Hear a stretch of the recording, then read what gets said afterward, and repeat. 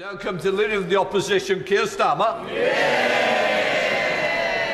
Mr Speaker, can I join your tribute to John and wish him all the best on behalf of the House, and join the Prime Minister in his comments about the Holocaust Memorial.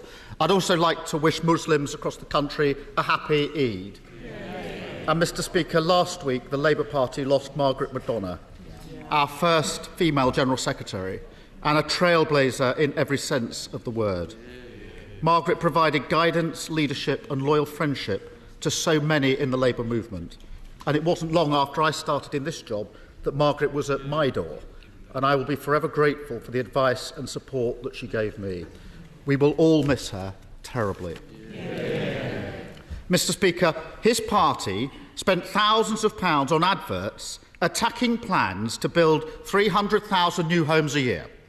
At the same time, his housing minister says it's Tory party policy to build 300,000 new homes a year. So is he for building 300,000 new homes a year or against it? Prime Minister. Well, Mr Speaker, I can just remind the honourable gentleman of our record since being in office. 2.2 million additional homes, Mr Speaker. Housing starts double the number we inherited from the Labour Party. More homes meeting the decent home standards. Housing supply up 10% in the last year that we have figures for. And in the last year we had figures for, we also saw a 20-year high in the number of first-time buyers, Mr Speaker. That's a Conservative government delivering for this country. Mr Speaker, it wasn't a difficult question. Can he point to a single person in housing, in construction, anywhere, who thinks he'll actually hit his target of 300,000 new homes a year? Anyone?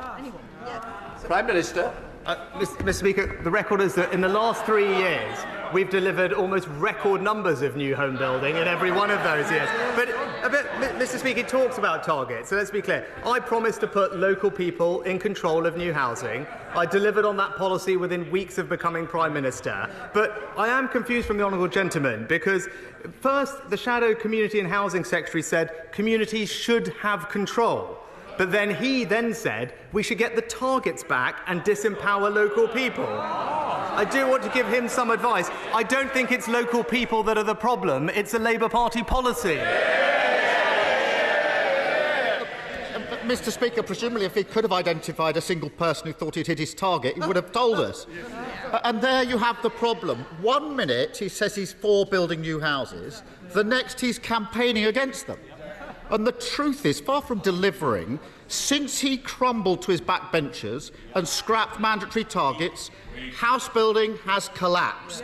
He knows it, they know it, and every expert is telling them it. Why didn't he just admit it? He's not going to get anywhere near his target, is he? Prime Minister.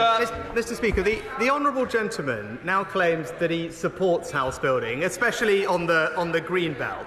But unfortunately for him, it's good that he agrees that he does believe that now. But unfortunately for him, the Shadow Deputy Prime Minister, the Shadow Minister for Women, the Shadow Health, Justice, Defence, Business, Northern Ireland and Scotland ministers are all united against more house building in their areas, Mr Speaker. I have to say to them, though, Mr Speaker, I would say to them, though, they don't have to worry too much because he's never actually kept a promise he's made. Mr Speaker, you can tell from his answer, non-answer, and his body language, he's actually given up. He's given up. And his failure isn't just shattering the dream of those who desperately want to own their own home, it's also hitting those who already have a mortgage. Because of their economic chaos, mortgage holders will be £2,900 a year poorer. How can they ever look the British people in the eye again and claim to be the party of home ownership? Prime Minister. Mr Speaker, I don't think he's noticed that his shadow housing secretary doesn't actually agree with his new policy of concreting over the green belt, Mr Speaker. She's been campaigning against developments in her own constituency. She said she wanted to prevent urban sprawl and provide green space for local people.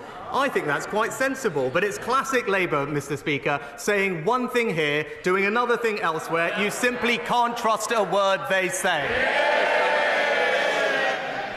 At least he isn't claiming they are the party of home ownership anymore, because we are. Mr Speaker. He's given up. Mr Speaker, the Prime Minister says he's 100% on it. But his definition of 100% on it is to gently ask the banks to do the right thing. His softly approach, refusing to put mandatory measures in place, risks leaving 1 million households without support. How many will have to lose their homes before he'll stand up for the people his party have pushed into economic misery? Mr Speaker, in fact, the vast majority of the mortgage market is now covered by the new mortgage charter that the Chancellor's brought in. That is delivering practical help to mortgage holders, allowing them to extend their terms, switch to interest-only mortgage, and actually saving them hundreds of pounds a month. So instead of scaring them, actually, there is now practical support in place. But it's right that he raised home ownership, Mr Speaker. That's why we, on this side of the House, introduced a 95% mortgage guarantee scheme. It's why we introduced the first homes and shared ownership schemes to get people onto the housing ladder. And crucially, Mr Speaker, it's why we cut stamp duty. So now what we've seen is the highest number of first-time buyers in 20 years, Mr Speaker.